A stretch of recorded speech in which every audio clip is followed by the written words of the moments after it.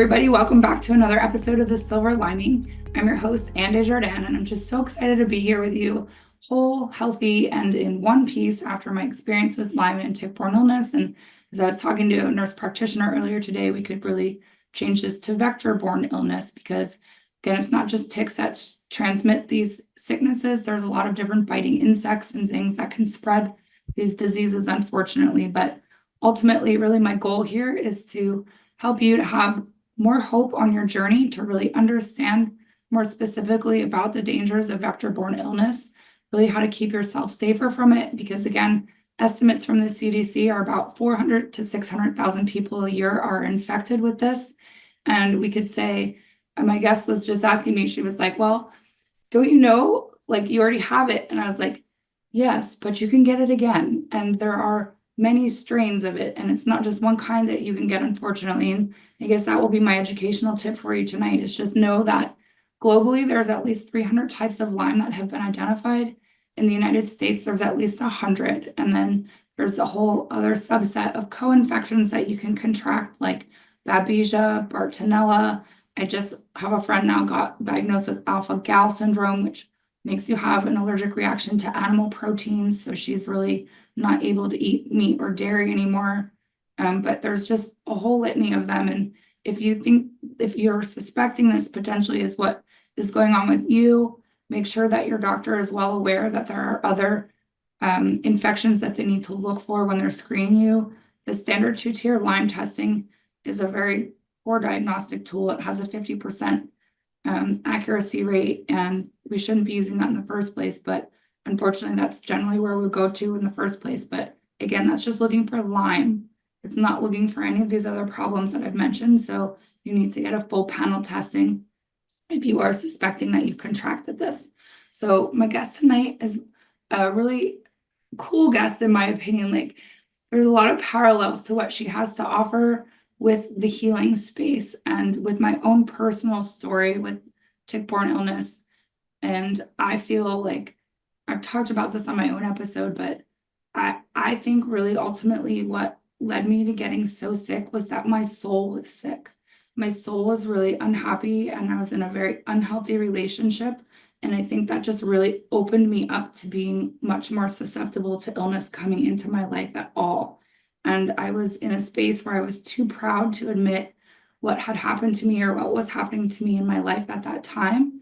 And we're not meant to take on the weight of the world ourselves. Like, it's very important to note that God made more than one person for a reason. Like, we're supposed to have other people in our lives to share with and talk to and get advice from, and just to have as sounding boards for us when we're struggling with different tough emotional situations. And I chose to just seal up and swallow it down and try to do it on my own. And that's also what led partially to my demise. But my guest tonight is Vanessa Cardenas, and she is a betrayal recovery specialist. And again, she didn't necessarily go through the exact a path that normal people with vector-borne illness go through, because she fortunately does not have it. But she went through a lot of soul work and soul sickness, and it cost her a good amount of time and energy to fix herself. And now what she does is work with individuals to help us get past things like that, to work through fear, to understand our different challenges, and to feel more comfortable again in our own skin. And what I've learned going through my healing experience is that that's when some of the best healing came to me, was when I was able to shift into a space of comfort with self and knowing myself and giving myself permission to be me and to accept me for me. And so she's a really good specialist at helping people figure out how to do that better. And I'm just really grateful to have her here. She was introduced to me through a friend, a mutual friend, who's actually helped both of us work through some fears that we had as well. And I just think it's a really beautiful, fulfilling circle, in a sense that we can be here as women and supporting each other. And of course, this isn't something that just happens to women. It does affect men, but it is substantially a larger population of females that have to go through this, unfortunately. And so again, I'm just really excited to have you here, Vanessa. Thank you for your time and your wisdom. If you don't mind, if you could just tell us a little bit more about yourself and who you are and how you came to be a betrayal recovery specialist, that would be awesome. Mm. And thank you so much. Oh, you've been through so much. Let's take a moment to honor you. You creating this space, you creating an opportunity for people to find you, to know that there is somebody out there that understands them, that understands what they're going through, how they're feeling, and all this misdiagnosis that's going on there. And we had such an interesting conversation before we even hit the record button. Fascinating. I've learned so much in such a short period of time. But what I learned most is your resilience, Mm, who you actually are, the fact that you did not give up. You yeah, kept searching and you wanted answers. You knew that the medical community was not serving you, that it was not telling you what you needed to know and how to heal. So you did it yourself. You continued to dig and excavate all the answers that you needed. And now you're sharing it. You're not keeping that wisdom to yourself, you're sharing it. So I want to take a moment to actually honor you and your thank audience for what they're going through. yeah, yeah, Because it sounds really scary. It sounds very lonely. It sounds as if no one understands. yeah, And you're giving so many people an outlet just to know that they're seen, that they can be heard, that they're not alone. Mm. And that's all we want. It's truly all that we want. Yes, we think that social media brings us closer together. And in some respects, it does, but other times it can be so isolating until we find you. mm, We find you and you're an amplifier of what's going on and you're indicating, hey, just because they're telling you you might have this and this and this and this and this and this and this and this and this and this and it's none of that. You're the voice of hope. mm. Mm, mm. Thanks. You made me cry. It's like I want to give you a big hug. I I love appreciate it. you a I lot. love it. I think that's what drew us together. I think that our mutual colleague saw that and was like, wow, you two absolutely have to have a conversation. Even though you're in two completely different spaces, you intersect. You do, because it all comes down to self Yes, and how we think of ourselves and how we advocate for ourselves. So yes. you asked me about me. So let me share a little bit about me. Yes, I am a betrayal recovery specialist. No one studies betrayal unless you've been through it. And I was. You see, I was addicted to certainty. I thought for sure that if I checked off all the boxes, that I would be inoculated from anything terrible happening to me. Mm, Yeah, the kids and the house and the car and the money and the check, check, check, check, check, check, check. And one day, my husband and I were walking through Central Park and I was people watching. I was so into what was going on around me that I could hear my husband in the distance. Vanessa, Vanessa, let's sit down. There's something I need to tell you. And I sat down and I turned to look at him. My husband has the most beautiful chestnut brown eyes. And I looked right into his eyes and I thought, oh, I so love this man. I do. I just do. And then it shattered in an instant as he said three words to me: I've met someone. And just like that, my whole world completely shattered. Not for nothing, I'm a smart woman. I have a psychology degree. I was in the C suite. I was leading groups and groups of people. What? You've met someone? And I fell apart. I completely fell apart. And I remember distinctly laying on my bedroom floor, a mess of tears and snot. You know that crying, that ugly crying where you just want to reprieve from all of the pain that you're feeling. And I begged God, source, spirit, please, please, I need to feel better. I'll do anything. to feel better. Yeah. And like a thunderbolt, I heard it. You have to help someone else. What? I mean, I have to help someone else. I'm asking you for help. I need help, not someone else. I need help. Help me. I need help. Help someone else. Oh, okay, fine. I'll help someone else. Just let me get some sleep. Please, let me get some sleep. And I slept. Now, when you go through something catastrophic, as you know, sleep is elusive. I got to sleep. And I woke up and I was, ooh, I feel a little better. It wasn't a miracle, no, not at all. But 1% feeling better, you notice it, especially when you're in so much pain, so much emotional pain.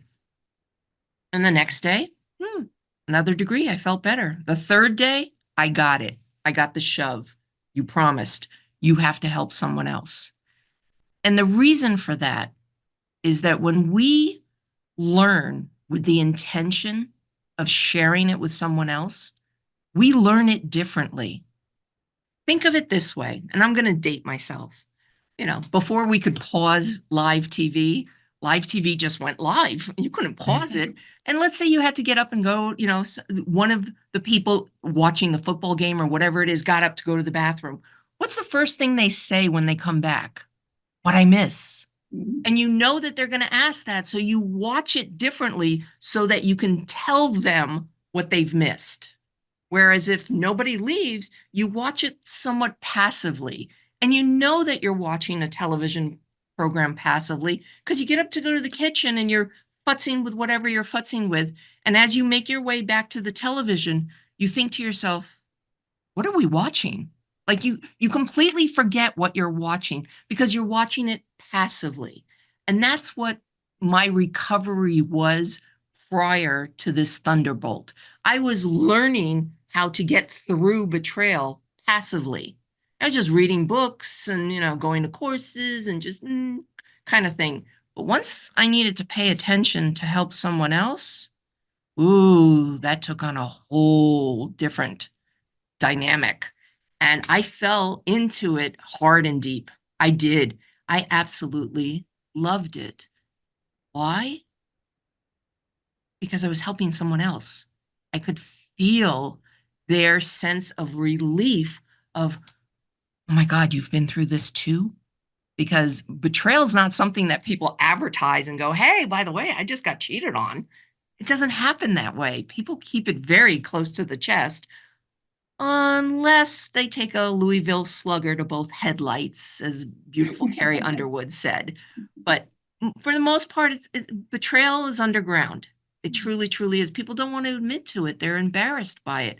Whether you're the betrayer or the betrayed, you're embarrassed by it. Truly are. And there is an avalanche of emotions that you go through. And, you know, one of them is pity. You definitely pity yourself. You're like, oh, why me? Why is this happening to me? What did I do to deserve this? That's a big one. Yeah. And with betrayal, I can tell you this. Though it was done to you, it wasn't about you. And that's a really hard concept for those that have been betrayed to wrap their head around. Because there's really three things that we need to do when we betray ourselves. Yes, we betray ourselves. All throughout our life, we do it to ourselves. Self-sabotage and betrayal, ooh, they go hand in hand. We do it to ourselves because what do we have? We have that inner critic sitting on our shoulder, screaming at us. What did you do? What didn't you do? Why did you do this? Why didn't you do this? Oh, she becomes relentless. She truly does. And we have to tap that down because we need to learn to love ourselves again, to trust ourselves again. And the hardest one and the most important one is to forgive ourselves. Yeah. We have to forgive ourselves for what we didn't know at the time. But now we're wiser. We're armed with knowledge and wisdom. And that is a huge difference. And you are providing that. You're providing so much wisdom and so much knowledge because you have decided that you are not going to accept what the medical community is telling you Yeah. and moving forward. Yeah. And I think about your question of like, what did I do to deserve this? Or what didn't I do to deserve this? And there were so many times when I was so sick that I was like, what did I do to deserve this? Like, so I know that has got to resonate with some of my listeners, and just figuring out again, like, what did I do to deserve this? Why am I going through this space? Why am I sick? Why is this happening to me? And again, just trusting ourselves. Like, it was one of the hardest things through this process, because I've got the medical doctors telling me it's nothing, it's this, it's that, it's stress.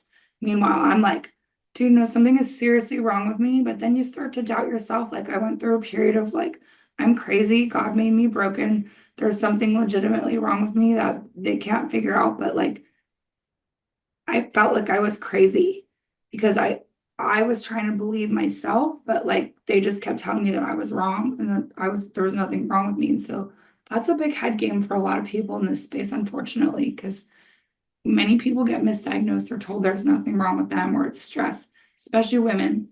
Again, it's like more on that side of the spectrum where it's like they just look at us and say that we're fine and there's nothing wrong with us, because it's harder to identify what's happening. And so you really have like a head case like of what is going on with self. And I remember when I actually got diagnosed, and it was like that was like one of the biggest days of relief of my life, because I understood that I wasn't crazy. Like I was right. All the 7 years later, I was right. Like I was, and after so long, you just like stop talking to people about it because you're embarrassed and you don't want to say that there's something wrong with you, because doctors can't find anything medically wrong with you. So like, what do you even do about that? So like, again, I just see so many parallels between what you are talking about and just this space that we find ourselves in, and betrayal of self, betrayal by the medical system, betrayal by our loved ones, because it's an invisible illness. Like no one can see it when you're going through it. You look totally fine. Like it's not like cancer where your hair is falling out and you lost, well, some people lose a lot of weight, some people gain a lot of weight. It hits different people differently, but like for the most part, you look the same from the outside to people. And so that's also another component of an area of betrayal, right? Like I had family members tell me to suck it up and that there's nothing wrong with me. Like if I think too long about it, I can still even like remember exactly what was happening at that exact second that that person said that to me. And I just wanted to punch him in the face. Uh, like, how dare you tell me that? But that was his knowledge of it and that was his experience of it. And so again, I can see that what you have gone through really, and like what you teach about and how to help people get better through this would really apply to this space of what we go through. And not everybody is in the same space of trauma. Like some people have no trauma whatsoever and they're totally healthy and fine, and all of a sudden overnight, poof, they're sick. But I would still think they have that question in their mind of like, what did I do to deserve this? And really, what do you do to work through that? Like, how do you regain your confidence? How do you regain your trust? How do you regain self through this process? And it's not an easy thing. Like, it's another thing. I think a lot of people, we've been trained as a society to take a pill or to like instantly fix ourselves. I order something on Amazon, it's there by tomorrow. Like, it's now, hurry, let's go today. And these kinds of things take a lot longer. Like it's more of a journey or a marathon, right? Like it's not something that happens overnight to instantly recover from. So can you share with me some of the thoughts that you've got like on how to regain self or how to regain confidence in self? I love the question. I do. It's interesting because there's so many different techniques because we're each unique. We're as unique as our fingerprint. And what works for one might not necessarily work for another. I'll be the first to tell you, I am not the be all end all. I am not. I have a lot of wisdom, a lot of knowledge, and a lot of experience in this space. But what I say and what I suggest, it's very blanket. It's a very blanket statement. It helps maybe 80%, but the other 20%, 10% on either side, and they lay on the side, not to be forgotten. Please don't misunderstand me on that. But sometimes there needs to be more data to put in to give a very concrete answer. But with that being said, what I do suggest, especially with the 15-second or 30-second sound bite, because it's very interesting when people call in to the various support groups that I'm in, or anytime I do anything live, and they'll ask a very complex question and kind of want me to answer it in 15 seconds and want the answer. You talked about instantaneous. We live in this instantaneous society where just tell me what I need to do. What pill do I need to take? What do I need to eat? What can I do to have that instantaneous reaction to it? It's as if, oh, I'm going to do 600 crunches today, and tomorrow I'm going to have a 6-pack. Doesn't quite work that way. I'm sorry to tell you, but incrementally, you can move mountains. And the most important thing is to see where you are at this moment, where you're starting from. Why do you think that anytime there's any type of diet or any type of exercise, anything that has a physical transformation, they tell you to take a photograph of yourself when you start? Because incrementally, you don't see it. You don't see it 6 months from now until you look at that photograph and you're like, wow, look how far I've come. Didn't even realize it. Yeah, my clothes fit a little differently and this and that, but we dismiss that. We do until we look at that photograph. So my suggestion right out of the gate, and it involves trusting yourself first, because we need to trust ourselves. Our trust has been shattered. It has, by the medical community that tells us that we have a variety of things that we don't have and don't tell us what we actually do have. And we start to not trust the medical establishment. And then we start not trusting ourselves, and we're filled with a lot of self-doubt. So in order to start trusting ourselves, we need to make a commitment to ourselves, whatever that commitment is, whatever vice you have that you want to eliminate. For example, I'm going to use myself. The first thing I do in the morning, regrettably, is look at my phone. It's bad. It truly is. And I know it's a terrible vice for me. And I can't shake it. However, I've made a commitment to myself. And I've decided, you know what? When I wake up, when my eyes open, I'm going to breathe again. I'm going to stretch. I'm going to say thank you to something, anything to be grateful for. And then I will look at my phone. So I am making a commitment to myself. And by having this commitment and doing this commitment, I start to trust myself that I will do what I say I will do. That becomes very important later on, because then you learn to trust yourself. Yeah. That's key. It truly is key to start that way. And then we start building from there. So that's usually my very first suggestion to a client, is to reestablish trusting themselves, make a commitment to themselves. Whatever they're going to do, whether it's a vice or something that they've always wanted to do. I want to be able to read 5 pages in a book, a physical book. I want to hold a book and read 5 pages. Make that commitment to yourself and then do it, because then you trust what you've said to yourself. I'm going to read 5 pages a day. You do the 5 pages a day. I can trust myself. What I say that comes out of my mouth, I actually do. Yeah.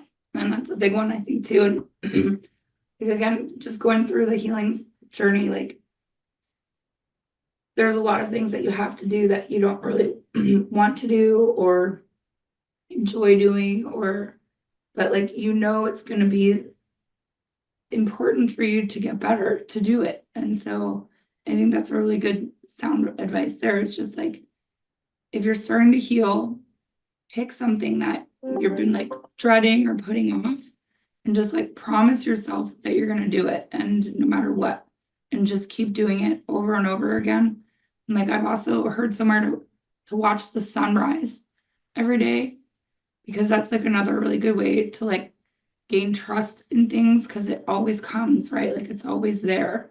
And we know that just doing that every day and seeing that happen every day, like it's gonna be there. It's gonna be okay. And like we can trust in that. And that's also another exercise that I've learned to like have trust again in things going the way that they're supposed to go. But it's hard because like again, when you don't trust yourself, or like you can get really lost in this space because you really have to be your own best advocate. And I think that applies to like more specific with betrayal as well. Like you've got to be your own best advocate. You've got to be your own voice to do that. But you can get lost. Your compass gets turned in a different direction. And so like you think you're going the right way. And then all of a sudden it's like, whoa, I'm so far off of where I thought I was going. And like how do you like again, how do you recover from that in a sense? Like Ooh, with support, mhm, absolutely with support. And that's what you're doing. You right the ship as well. You do that day in and day out just by being available to your audience, allowing them the opportunity to be able to connect with you so that you can help them course correct as well. We need a support system around us. We cannot do anything alone. I know that we, especially as women, woo, we want to be everything to everyone. Well, when we're everything to everyone else, we lose sight of ourselves. And then we have something catastrophic happen in our world and we shatter in so many different pieces. And some people in our circles, regrettably, they scatter like roaches. They suddenly leave. They suddenly feel that you're contagious, that what you have, they're going to catch. Ooh, you were betrayed. Let me stay away from you, type of thing. Oh, it's bad. It's truly bad. And then there are other people who just they embrace you and you're like, wow, I really needed that. And sometimes it's just the people around you being able to say three simple words. I've got you. I've got you. I'm here to listen. I'm here to lend a hand. I'm here to hold you up when you feel like you're down. I'm not going to carry you, but I'm going to hold you up. And it's so beneficial to have that support system around you. And for me, yeah, the first 6 months after betrayal, I thought for sure that I could fix him and I could fix me. I had a psychology degree. I'll just buy a whole stack of books and I'll be fine. No, it doesn't work that way. It doesn't. You absolutely need those that are 10 steps ahead of you to to show you the path. Because as you said, sometimes you can walk around aimlessly. You're looking for all these different answers and you're behind door number one or number two or number three, and you're like, where am I? You need that guidance. And sometimes you do need to invest in yourself because part of betrayal recovery, a lot of people come to me with their spouse, their boyfriend, girlfriend in hand and want to fix the couple.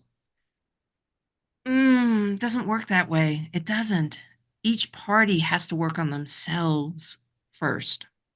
Truly, for it to be successful in a short duration of time, each person works on themselves first, and then they come together as a unit because they understand themselves yeah. And that's rather than having the inherent patterns continuously happen. And that's really important. And for those that are not in a relationship because they have left a toxic relationship, they have left the partnership, the betrayal has happened, and both partners decide, you know what, this isn't good, or one partner decides this isn't good, and they leave, leaving the one partner in the rubble. That partner needs help. Does. Why? Because you don't want the baggage of the ex to go into the next relationship that you have. And yeah. that's really important. And, not for nothing. as painful as it is rather exciting to find yourself again and to introduce yourself to yourself. Hi, Vanessa. It's nice to see you again. It's been a long time, but it's good to see you. And yeah, I'm, I'm better for the experience. I am. I truly am, because before the betrayal, I was just Walking Dead's not the right word, because that sounds like it was awful. It wasn't. I had a good life beforehand, but I wasn't me. I was a version of me. I was everything to everyone else. I wore so many coats and so many hats and so many versions of me to different people. I was a different employee. I was a different leader. I was a different, wife and mother, and, interacting with all these different people. And I put on a different jacket every single time. No, after the betrayal, this is me now. Pink in my hair, shaved head, blah, blah, blah. This is me. And people don't recognize me. People who haven't seen me in decades, they see me now and they're like, wow, like you're completely different. And I'm like, yeah, I am me now. I am not what I think you want me to be, how I should dress, how I should look, how I should carry myself. No, no, this is me. Yeah. And that's a beautiful gift to receive. Yes. And like I think a lot of people would say that's partially what happens to them through this process. Like a lot of my past guests have said that they had to get rid of toxic relationships or break away from family members who were not healthy for them. And like how hard that was for them to do that and stripping away. And even for me, like I stripped away so much of my former identity to really find who I am, because partially in what led me to be sick was all these masks that I put on and all these things that I should do this, I should do that. I think of it.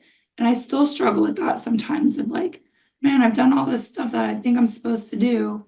And I'm single and I'm like, no, I'm still single. Like, what the heck? Like, this is a talk I had with my parents the other night. It's like, I've thought I've done everything that I'm supposed to do to attract a good mate, and I haven't. And it's like, well, what is going on? So like still needing to do some work of like really honing in on myself, but I've gotten a lot closer and I've gotten a lot stronger of a voice in speaking up for myself and for saying what I need through this process. Like it sucked again in the middle of like trying to figure out what was going on and what was wrong with me and whatever, but like no matter what, at the core of it, like I had to stay committed to myself. And that's what I tell people is when you go to bed at night, whose voice do you hear? You hear your own voice. You don't hear someone else's. Maybe you do, but like you're gonna have to answer to yourself, right? And like that's the most important voice to listen to, because I'm the one talking to myself, like I should have done this or I could have done that or da da da. Like I don't want to have that voice any longer telling me all those things. Like I just want to be comfortable in my own skin. I just want to be who I am. And I read a great book called A Course in Miracles. I'm not sure if you've read that book, A Course in Miracles. Mm. Sorry, my voice. But that's also a really dense book, and it took me like 2 years, maybe 3 years to get through it because I just read a little bit every day. It's almost like a Bible. It's a channel text, but I feel like that book gave me much greater ability to connect with myself, to remove the masks that I've put on, and to have greater inner peace, and also to look at the world more through a lens of love, which I think is really critical. And like a book that I'm working on is like I'm mad about you, because I was so mad, and I still have some anger remnants, but like I was so mad about everything, really mad. I was mad at God. I was mad at my life. I was mad at my partner. I was just so pissed. And also that contributed partially to getting sick. And so now like I'm on the other side of that of like being mad about myself, but like from a love perspective, right? Like I'm mad about who I've become. Like I'm fallen in love with who I am as a person and how much I've changed and the things that I've accomplished. And that's not easy work to do, but it's critical to find yourself again, because you can get so lost, and then that leads to physical dis-ease, right? Like uh, I'm an Ayurvedic practitioner. I look at keeping body, mind, and soul balanced for people. And when one of those sides becomes imbalanced, like that's when we start to have physical manifestation of disease. And if we're not comfortable and truly committed to ourselves first, we're not doing ourselves justice, and it's going to be much harder for us to get through life and to avoid falling prey to different things that are not beneficial to us. So again, I just see so many parallels with what you offer and this space that we come out of with chronic sickness. And it's not even just vector-borne illness. Like there's lots of chronic illness that I think ultimately the root cause is a disconnection with self and not being committed to self and not believing self and not trusting self, let alone all the other betrayals that come out of that. And I also was kind of laughing at your thought of like The Walking Dead, but like when I was so sick, I was a zombie. I was The Walking Dead. It was a shell of a human. Like the lights were on, but there was nobody home, and it was very hard to exist in that space because like I know I'm smart. I know I've got a good brain, but it was broken at that time. And so it was really hard to just be a person. And I'm not saying like you were like completely unplugged in your former existence, but there was a disconnect probably going on. And to be able to give yourself that gift back of true identity and true self is amazing. And I applaud you for what you're doing as well, for like teaching and giving that back to other people and making a safe space for them to say, man, okay, this didn't quite go as I wanted, or I didn't really see that coming. How do I navigate forward from that? I don't want to be stuck there.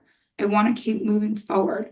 And that's the same with chronic illness. Like nobody wants to be stuck there. Although, as we talked about before we started recording, I think some people find that they're getting something out of that chronic sickness or that chronic trauma space that they maybe subconsciously will choose to stay there.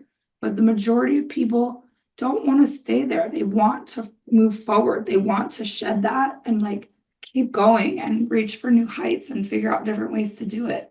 And we aren't really taught these skills through childhood. Like parents have the best meaning intentions for us to have a good life, but maybe they were never taught that skill set. So like, how do they teach us something that they don't know? Or maybe it never even occurred to them.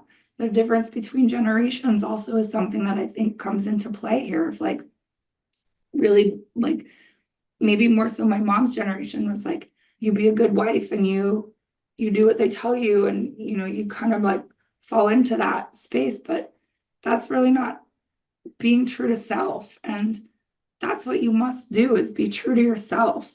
But to learn how to do that is hard. I will say it's hard. I've been learning to do that and it's hard. And maybe for some people it's not, but I think for most of us it's hard. And to learn how to also have a different relationship, like not taking on an identity, right? Like that's another thing with sick people, like you're not the disease. The disease is not you. You're still a person. You need to figure out how to separate yourself from that. And that can also be really hard and an exercise in trusting yourself to know like I'm not Lyme disease. I'm not cancer. I'm not whatever it is that you've got. I'm Anne. And who is she? Like how do we really define ourselves? That's an interesting topic that I've thought about a lot lately is like, look at the difference between Europeans and Americans. If you ask an American what they do, like first thing is like, oh, I sell folded cartons and I do this for a living and blah, blah, blah. I'm a banker, I'm a lawyer, I'm a whatever. Whereas if you talk to a European, they're like, oh, I'm into boating or I'm a biker or I'm a gardener or like they will describe themselves in completely different contexts than what we do. And it's partially the American identity of what we think we're supposed to be. But like, how do you put yourself into a different perspective? How do you shift that paradigm of we're told that this is how we're supposed to be versus like who we truly are? And how do you find yourself? And so people like you are really important for that lesson in giving us the tool set that's required to shift that dynamic and say like, well, I'm not just a sales rep. Like, there's so much more to me. And how do I figure that out? How do I sit with myself comfortably enough to allow space for that person to show up? because when you're sick and you don't feel good, like that's really hard to find you in there sometimes. And like, yeah, right? You're making me think about too. Just keep swimming. Just keep swimming, swimming, swimming Uh, from finding for me, it Nemo. was digging. I Oh, was digging through the dirt. yeah, Swimming's a good thing too, like treading water, trying to stay above, keeping our head above water, because we yeah, think that's what it is. And we don't realize that if we actually put our feet down, we can stand up. yes, We can. You'd be yes, surprised. A lot of people just find themselves knocked down and they stay down. You don't yeah, need to stay down. You don't. There is so much support out there, even in the most obscure corners. There are, because there are people just like you, Anne, that come forward and say, hey, I'm going to shine a light on this. I'm going to be an advocate because I know exactly how this feels. I've been exactly where you are, and I can help. And let's do this together because there is power in numbers. There absolutely is. And the more people that walk into their doctor's office demanding answers, and not taking, no, this is in your head yeah, as a diagnosis. Yeah, no, no, no, no. There's something seriously wrong. And there's this woman who has been doing a lot of research on this. And yeah, I want a full panel. Don't give me this, check, check, check mark thing. No, you check every single thing on that panel. I want it all. I want to know what I'm faced with. What am I up against? What do I need? Because just as you described, Anne, once you got that diagnosis, yes, the diagnosis is devastating, but now you know what you're dealing with. The yeah, unknown is what's fearful. That's yeah, what generates the fear. Once you know it, you can face it. Yes, it's devastating. It absolutely is. I'm not diminishing it in any manner, shape, or form, but I'm letting you know that once you know what it is, you know what you're up against. yeah, And you're stronger than you realize. You absolutely are. yeah, You're fierce. You take yeah, it on when you know what it is. And when you have a community behind you. And you've created that community single-handedly, I might add, but you've done it. And by having this podcast and this avenue to be able to share that information and the engagement that you have with your audience. yeah. Thanks. Thanks. You touch on another thing that maybe we can just talk about briefly, but like fear, right? And and that imagery of like being in the churn of the water and like blah, blah, blah, blah, like we're held under, but literally we could just stand up and that's I feel like that's like the churn of fear. And it's really put there to kind of keep us in that state of like uncertainty and not knowing. And how do you really deal with fear? Ooh, fear is tough. Fear is a very tough emotion. Ah, we have to face it. As painful as it is, we have to face it. And sometimes we need, with the right guidance, to play the what if game. The what if this, what if that. We need to play it all the way through to see if in fact it's actually true. Like, will that actually happen? Now that I've played it in my head, oh yeah, no, that doesn't feel right. Because the fear gives us a movie in our head that we envision, but we don't see it all the way through because we stop at a point where it's too fearful, we can't see anymore. But sometimes we actually need to see through it to actually see what's on the other side and realize it's not as big as we thought it was. And the example that I like to use is a flashlight. If you have a gargoyle, like a gargoyle figurine, and depending on where the flashlight is, the shadow that it creates can be monumental or it can be the same size. It depends on the angle of the flashlight. So 1 degree difference will change the size of that gargoyle. I invite you to turn off the flashlight. Then there is no shadow. Then you're just faced with the little gargoyle. It's Yeah, not as big as you think it is. but Yeah. we have a vivid, great imagination. We do. Ah, we're brilliant with our imagination.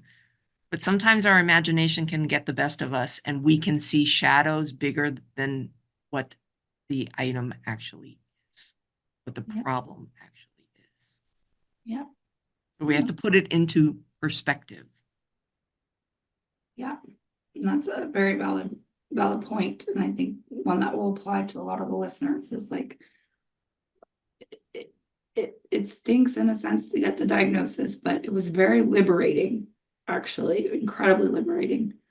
And like you could play a million what ifs in your head, but I think it's best to just face it and to know it and to just really look at it for what it is and play out the different scenarios. That's fine, but I would also encourage to do that with somebody with like professional support, not on your own, because Oh, yeah, no. I know No, in a where I can professional go with, setting. Oh, yeah, no, no, yeah, no. You still need guidance. You I absolutely know do. where I can go with that stuff, and it can be still a pretty large gargoyle with or without a flashlight, but um, to get a soft place to land, to have somebody to help with support. And I was looking at, you had sent a chart that showed what people were telling you what you have versus like what you actually had. And a lot of the things that they told you you had are things that people in the Lyme space would traditionally get diagnosed with as well. But it is none of those things at all. And I play this game sometimes of like, maybe it wasn't the Lyme at all. Like maybe it was just more a set of who I was at that time. Like if that makes any sense. Like it's not really the disease, like it's just a manifestation of who I was at that time and space. And how do you really disassemble that? And like when I look back, I'm like, I'm no longer that person. So it makes sense that I no longer have those symptoms, right? Like, is it really us that drives the symptoms, or is it legitimately symptoms that drive us, if that makes sense? Yeah, that's an interesting perspective. I like that. Yeah, because once I discovered what I had, and it's cute because you're referring to this wonderful chart that I created because someone brilliant said, you know what, sometimes a graphic is worth 1,000 words rather than writing 1,000 words, because not only do I write for my website, all my blogs, I publish articles as well. So I'm always writing words. And somebody said to me, you know what? Put it in a chart. It would be very interesting to see a graphic of this, what all the doctors were saying that you had, because I had all these symptoms that were just driving. I was gaining weight. I was anxious. I was depressed. I had PTSD. I had irritable bowel syndrome. I had insulin resistance, all these things that they were guessing, that I had, when in fact, what I had intuition and I had a cheating partner. Mhm. And yeah, and once I had my diagnosis, and I say that in air quotes, I had my diagnosis of a cheating partner, suddenly all my symptoms went away, which means that all those diagnoses went away as well. Because yes, my gut and my intuition and my heart and my head were all telling me things that I just didn't want to see. I had my rose colored glasses on. I didn't see the red flags. I didn't know what I didn't know. But when I got pink eye, never had pink eye in my whole life. Suddenly I had pink eye. Well, that was my body's way of saying, look with your eyes, see Mhm. what's going on. It's right in front of you. Mhm. Yeah, very, very interesting. So yes, thank you for mentioning that graphic. It was yeah, once I threw it up on my website, I was like, oh, people are fascinated with this because it is true. It is truly true that sometimes what we have manifests in different ways. It just does. And Yeah. I look back on it now with such frustration that I think had any doctor said to me, you know, what's going on? What exactly is going on? Because I would just rattle off my symptoms. But I think had somebody said, how's your relationship? How's your job? How's this? How's that? No, it was all symptomatic. How are you eating? How are you sleeping? So forth and so on. Because again, the medical community is shortchanged. They are. They shortchange their patients. They do. And I mean no disrespect, but there are thousands of patients to one doctor. They can't keep track of all of that. That's why it's so important for us, especially women, to be our own advocate, to talk to other women, explain what's going on for you, share your story so that people know that they're not alone Yeah. and that they're not crazy or hysterical, and it's not it can be so frustrating. But that's why you and I are in this space, this healing space, to let people know you're not alone. You are Yeah. absolutely not alone. And for me, no questions ever silly. I am an open book. I vowed to heal out loud so that I could be the survival guide for someone else. That's why I wrote my book, How to Deal with the Devastation of Your Partner's Betrayal, which I give away. Every event that I speak at, I'm constantly giving copies. It wasn't designed to be a commercial or academic success. Not at all. It was designed to be a survival guide. It was the book I needed when I went through betrayal. I needed a book that had short chapters and not filled with scientific jargon and whatnot. I couldn't comprehend any of that. I just wanted short, quick, feel better chapters. Tell me what I'm experiencing, tell me why I'm experiencing it, and tell me what I can do to feel 1 degree better. It's not designed to make you feel 100% better, because anybody that tells you, oh, in 3 weeks you'll feel 100% better, they're full of crap. They Yeah. just are. It's Yeah. incremental. Everything in your life is incremental. Just because you buy the most expensive pair of running shoes does not mean that you can run a marathon the next morning. It just, that's how it works. So, yeah. Yeah. And I think, again, you're talking to a good audience for that, because a lot of times people who are in this area, their brains don't quite work right. And so, like, short and sweet is really good for us because it's hard to retain information, it's hard to process the heavier stuff. So, like, that kind of a guide would be really good for people like us just trying to heal and get there. But I also love when you say, like, 1 degree better, right? I heard somebody talking the other day and they were saying 1% change 10 times over is 10% change. And like, that's huge. If you can do that 10 times, just make one tiny little adjustment, course correction 10 times over. That's a 10% change for the better. And that's really how you have to walk this journey. Like, you can't, Rome wasn't built overnight. You can't just come out of the gates with everything you've got, guns blazing and whatever else you have, because it's not sustainable, especially when you're recovering from a chronic sickness. Like, you have to go at a sustainable pace. And so that is very appealing as well, that 1 degree. Like, even if you can just get 1 degree better, 1% better, one hair closer to getting to the other side. And I often think about a scale, right? Like, we've got so much in the sickness scale, or the bad, or the malevolent, or whatever you want to call it, scale. Like, we've got to start putting things back in on the good side and the healthy side, and like one coin at a time, one little bit at a time, because it's just a matter of like rebalancing ourselves or recalibrating ourselves. And so, again, it would be fantastic if we could do it all in one shift, but it's not going to have the same lasting effect. It's not going to have the same memory to the body if you do it that fast. Like, it just doesn't mean the same. Although I know sometimes, again, when people are sick, they're very desperate and they want to feel instantly better. But you've got to take your time and like build a good foundation for yourself to crawl out of, and to get back on top, and to get to a place actually even beyond where you started. That's another thing that I like for people to hold that imagery of, like, I don't want to get back to where I was. I want to get past where I was. I'm no longer who I was. I can't go back. I can only go forward. And so, why can't this new person that I'm creating or finding be even better than I was before I crashed? Like, a lot of people, I think, maybe don't even have that, entertain that thought. Like, the thought isn't there for them to be able to say, I could get even stronger than where I came from. And that's something I want to leave people with.